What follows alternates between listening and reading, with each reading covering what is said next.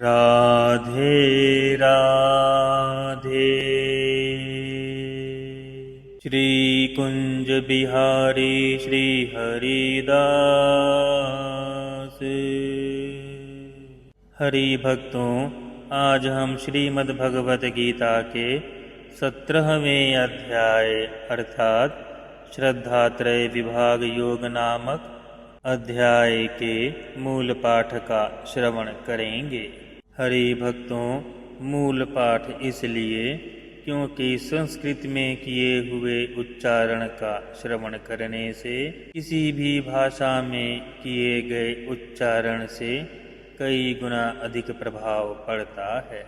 यह नासा के शोध में भी प्रमाणित हो चुका है और संस्कृत की भाषा का श्रवण इसकी फ्रीक्वेंसी स्वयं ब्रह्मांड की फ्रीक्वेंसी अर्थात पर ब्रह्म की फ्रीक्वेंसी, जिसे हम क्वांटम साइंस में क्वांटम फ्रीक्वेंसी या कॉस्मिक फ्रीक्वेंसी भी कहते हैं। हिंदी की ऑडियो भक्तों प्लेलिस्ट में जाकर आप सुन सकते हैं। इस ऑडियो में हमने पद्म पुराण के महात्म्य के साथ गीता के प्रत्येक अध्याय का हिंदी रूपांतरण प्रस्तुत किया है, जिसमें किसी भी अर्थ का अनर्थ नहीं किया गया। आरंभ करने से पहले भक्तों प्रार्थना है कि आप सब चैनल को सब्सक्राइब करके सनातन धर्म के ज्ञान प्रसार के लिए जो हम यह प्रयास कर रहे हैं, इसकी रीचबिलिटी बढ़ाकर हमें कृतार्थ करें। आइए भक्तों, अब आरंभ करते हैं। श्रद्धा पूर्वक संपूर्ण समर्पण से श्रवण करें। इससे निश्चित ही पूर्ण सकारात्मक फल पर ब्रह्म का आपको निश्चित ही मिलेगा, इसमें कोई भी संशय नहीं है।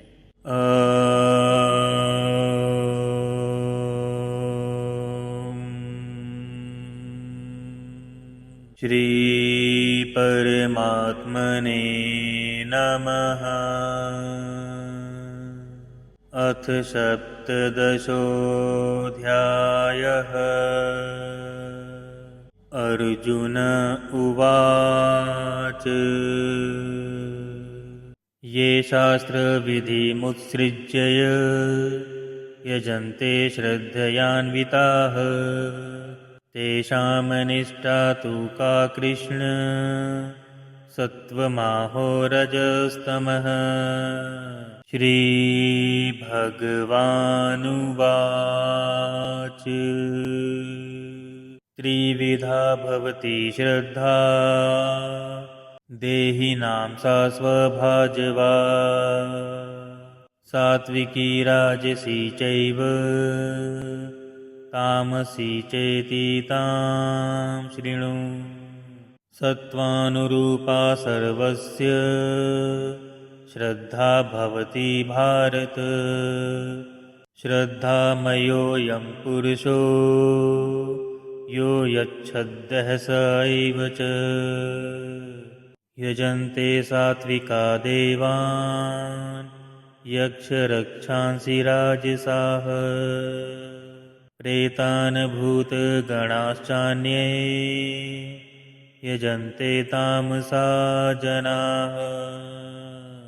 अशास्त्रविहितघोरं ताप्यन्ते ये तपो जनाः दम्भाहङ्कारसंयुक्ताः कामरागबलान्विताः कार्षयन्तः शरीरस्थं भूतग्राममचेतसः माचैवान्तः शरीरस्थं तान् विद्यासुरनिश्चयान्।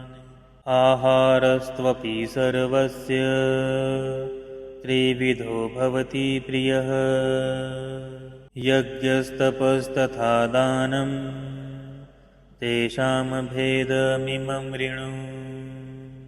आयुः सत्त्वबलारोग्य सुखप्रीतिविवर्धिनाः रस्याः सघ्नधा स्थिरा हृद्या आहाराः सात्विक्रियाः कट्वल्मलवणात्युष्ण तीक्ष्णरुक्षविदाहिनः आहारराजस्येष्टा दुःखशोकामयप्रदाः यादयाम गत्रसं पूतिपर्यूषितं च यत् उच्छिष्टमपि चामेध्यं भोजनं तामसप्रियम् अफलाकाङ्क्षिभिर्यज्ञो विधिदृष्टो य युज्यते यष्टव्यमेव तीमनः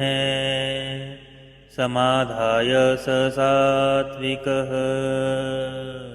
अभिसन्धाय तु फलं दम्भार्थमपि चैव यत् युज्यते भरतश्रेष्ठ तं यज्ञं वृद्धि राजसम् विधिहीनमसृष्टानं मन्त्रहीनमदाक्षिणं श्रद्धावरहितं यज्ञं तामसं परिचक्षते देवद्विजगुरुप्राज्ञ पूजनं शौचमार्जवम् ब्रह्मचर्यमहिंसा च शारीरं तप उच्यते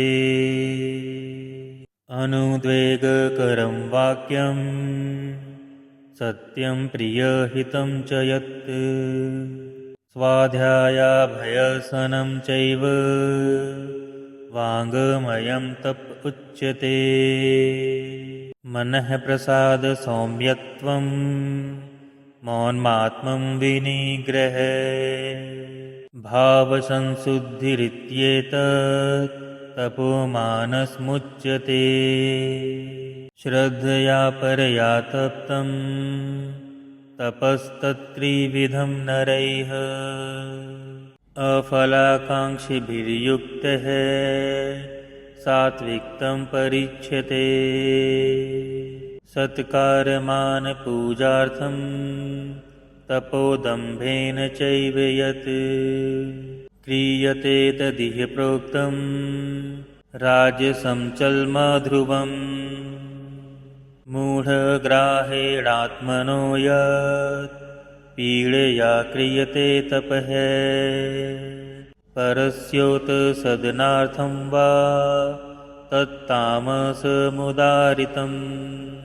दातव्यमिति यद्दानं दीयतेनुपकारिणे देशे काले च पात्रे च तद्दानं सात्विकं संवृतं यत् तु प्रत्युपकारार्थं फलमुद्देश्य वा पुनः दीयते च परिक्लिष्टं तद्दानं राजसं स्मृतम् अदेशकाले यद्दानमपात्रेभ्यश्च दीयते असत्कृतमज्ञातं तत्तामसमुदारितम्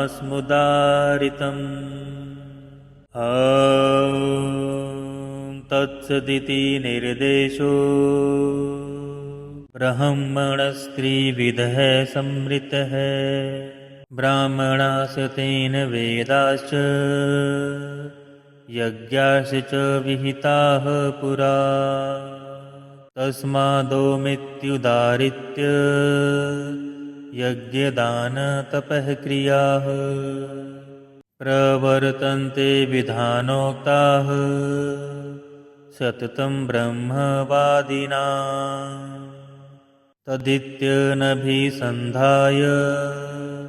फलं यज्ञतपः क्रियाः दानक्रियाश्च विविधाः क्रियन्ते मोक्षकाङ्क्षिभिः सद्भावे साधुभावे च सदित्येतत् प्रयुज्यते प्रशस्त्यकर्मणि तथा सच्छब्दः पार्थ युज्यते यज्ञे तपसि दाने च स्थितिः सदिति चोच्यते।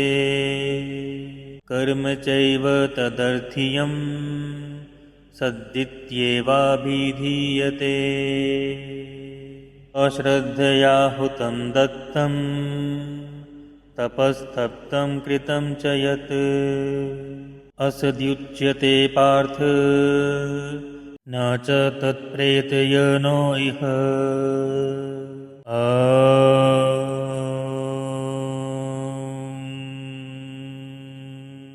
तत्सदिति श्रीमद्भगवद्गीतासु उपनिषत्सु ब्रह्मविद्यायां योगशास्त्रे श्रीकृष्णार्जुनसंवादे श्रद्धात्रयविभागयोगो नाम सप्तदशोऽध्यायः।